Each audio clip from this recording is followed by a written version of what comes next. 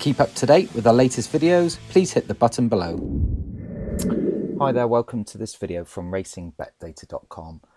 In this video, I'm just going to be showing you a couple of additional columns that we've added to the pre-race download file, which we're normally quite reticent to do.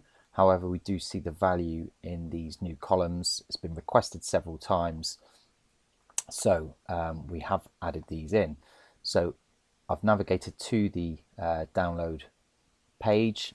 I'm going to download the file and talk you through these additional columns. They're fairly obvious, but just to remove any element of doubt what they mean, I'll open up the file and show you. So as we promised that we do, if we do add in any additional columns, we've added them as far to the end as possible. Now, that means that it will always be in front of the official rating, the headgear and today's race, because those pull directly from the dashboard, whereas these, or from our database, these are all calculated fields. These are rigid. We can't put any data behind them, hence why these are showing always to the right. So these new columns are the ones that we've added in here. Everything else before here remains untouched. It's just these three columns that have moved slightly to the right hand side. So we hope that doesn't cause anybody too many issues, and I'm sure the people that have requested this especially, and hopefully others, will see the benefit in what we're now displaying in these new columns. So talk you through these. We have first of all the tick drop. So people have been asking us about B2L, which is back to lay, and specifically where horses have dropped in running by a certain amount of ticks. Now, ticks are the odds increments that you'll see on the Betfair exchange. So if you're going from 1.5 down to 1.49, that is one tick. So we can see here for each race that a horse has participated in, how many ticks it has dropped. Now, if you've got a minus here, these will be explained by the fact that the horse's odds actually in running did not drop at all, and in fact went up. So the Betfair SP for this horse in question, Aberage, was 10.5 in this race, and the minimum in play was 14. So that can be explained by a really poor start and the horse never got going. So that is the reason why you'll see in instances a minus figure in here. The following race, obviously it dropped by 26 ticks, so the horse traded down to 5.9 from a BSP of 11.55.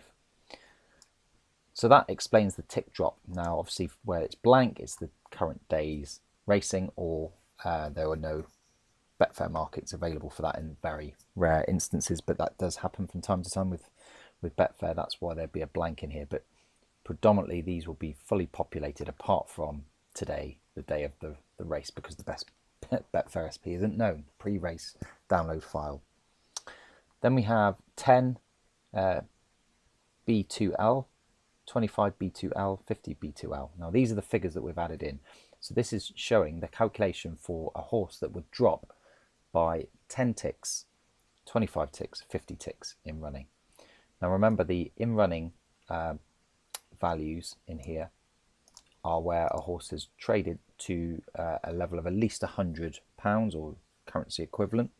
It might have traded below that, and that's where our results and odds file. Sometimes you'll see slightly different figures in that standalone file that is recording the price movements in play as the odds move around, but without any value or volume cap. So it might be that a horse traded lower, but for only £1 or £2. So using this gives you the additional confidence that you need to ensure that there's a likelihood that you would be matched at those levels, whereas the results and odds download file is great for showing the in-play odds fluctuations, but you might not have always got a match at those levels. So here's the value. So we're basing it on 10 unit stake, as we always do. Now, if the horse did drop by 10 or more, then as you can see here, the profit would be calculated, and that factors in a 2% commission on any winnings. And where it didn't drop by 10 or 25 or 50 or more, it would be a loss. So you'd put your back bat in for SP. The horse didn't trade down to the level that you were looking for, which is 10 ticks below SP. So therefore that back bet was placed and the lay bet was unmatched.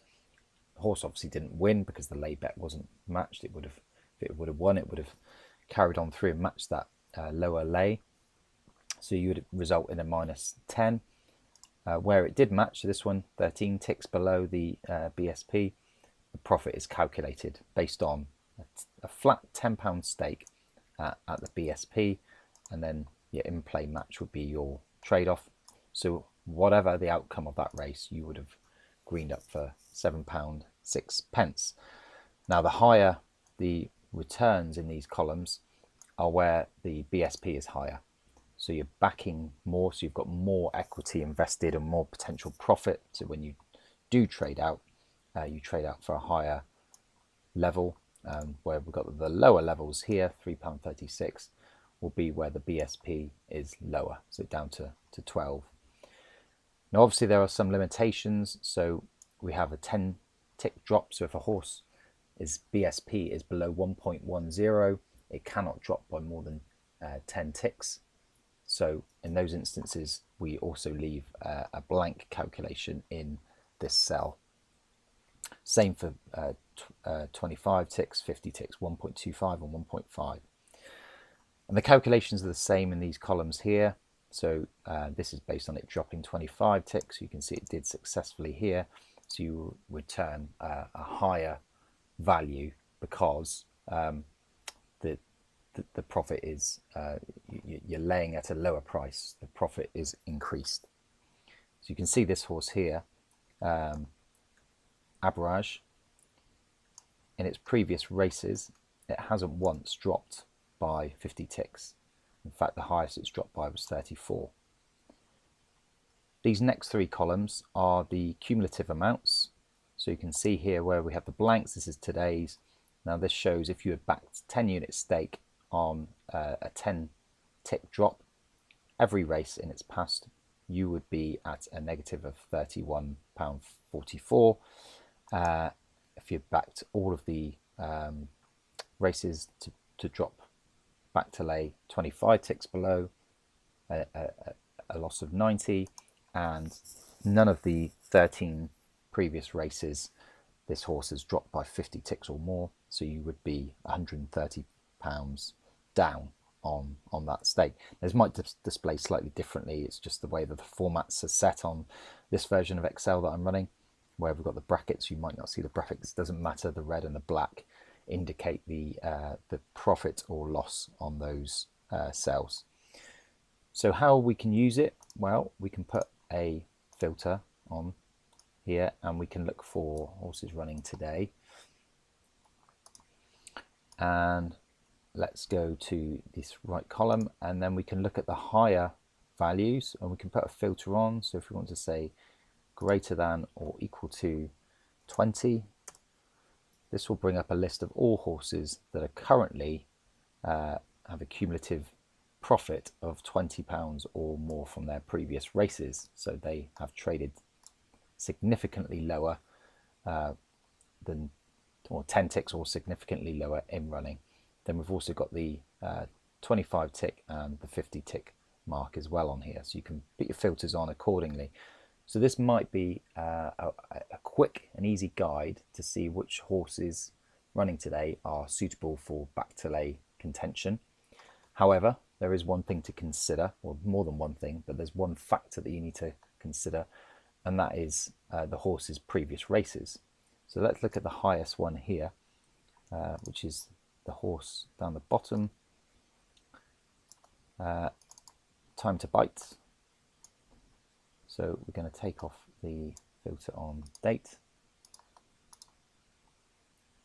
I'm going to take off the filter here, and we're going to just filter by horse name.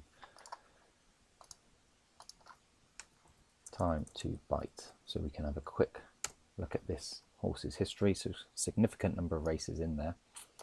And you can have a quick look at the tick drops. So there's a very large one here, and in its race before last as well. So you can see it's only 4 times has it failed to trade 10 ticks or lower in running, and it's actually profitable based on 25 ticks, however not at 50. Now, getting back to the factors and things you need to account for are the distance. So has it raced at this distance before? Well, you can have a quick glance and you can see it has on several occasions. So if we just highlight these exact matches here, and we can have a look to see how it's got on. So you can see on all 4 of those previous occasions it has indeed dropped by 10 ticks at distance. Also consider the class. So it's raced predominantly in Ireland up till mid 2022, and then it's switched over to UK tracks. So there's no previous class rating for the Irish meets, but obviously you can see here that it's run the last 4 at class 5, and the one before that was at class 4. So you can see here that it's only its last race here at a class 5 where it failed to drop by 10 ticks, and that's where it ran 3 furlongs more than it is today. You also want to consider the number of runners in the race as well. So we can scroll across here and you can see that it's scheduled to run with 7, and it's run on small field sides in its last 4 or 5 races as well. You also want to consider the trainer and jockey, if there's been any changes. Well, no, that's pretty consistent as well here. And you want to also consider the going. So the going is good, and actually the track as well. So the last 2 races were at Stratford. The weight as well, so it's carrying more, or scheduled to carry more than it has in the last 4 or 5 races as well. So what I'm trying to suggest here is that the data can lead you towards a selection, but it's always worth doing that extra bit of evaluation to see if there's anything significantly changed in the dynamics between the horse's race today and previous races, and how it's got on under those conditions. So like I said, I wanted to keep it to a quick, short, brief video just to explain what those additional columns are. We'll get those added into the selections tab as well, so that you can do filtering by the B2L headers as well, if that makes it easier for you. But as I said, it's fairly easy for you to now manipulate using filters in the pre-race download output to identify potential B2L horses.